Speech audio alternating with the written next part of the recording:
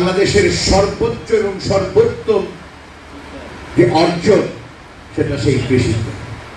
এই কর্মশালা কিন্তু হলো বিনা উদ্ভাবিত যে সমস্ত উন্নত জাত এর এক্সটেনশন, এবং এই সকল উন্নত জাতকে কিভাবে যে সমস্ত এলাকায় ফসল বিন্যাসে অন্তর্ভুক্ত হয়নি সেখানে অন্তর্ভুক্ত করা।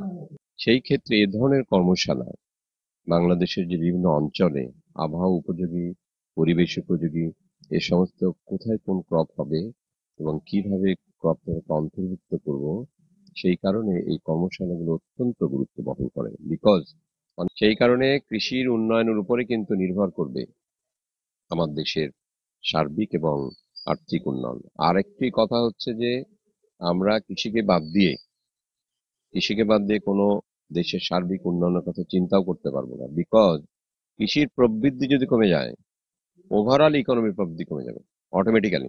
সুতরাং আমি মনে করি যে কৃষিকে গুরুত্ব দিয়ে সরকারেরও উচিত কিন্তু এই সেক্টরটাকে গুরুত্ব দিয়ে এদের বরাদ্দ বাড়ানো, গবেষণার আপনার ব্যাপ্তি বাড়ানো, গবেষণার বরাদ্দ বাড়ানো, এক্সটেনশন, রিসার্চ লিঙ্কেজ এগুলো বাড়ানো, ফার্মারকে সম্পৃক্ত করা, এই সমস্ত বিষয়গুলো যদি আমরা এখন না, কারণ বাংলাদেশ তো আপনার অনেকগুলো সমস্যা ফেস করছে। এই যে ক্রমাগত আপনি দেখেন যখন বৃষ্টি প্রয়োজন তখন বৃষ্টি হয় না, আমার যখন খরা চলতেই থাকে প্রলং, এই সমস্ত বিষয় বিবেচনা করে আমাদের কিন্তু এখন থেকে প্রস্তুতি না নিলে আগামী 20 ইয়ার্সে বাংলাদেশকে খাদ্য আমদানি করে খেতে হবে।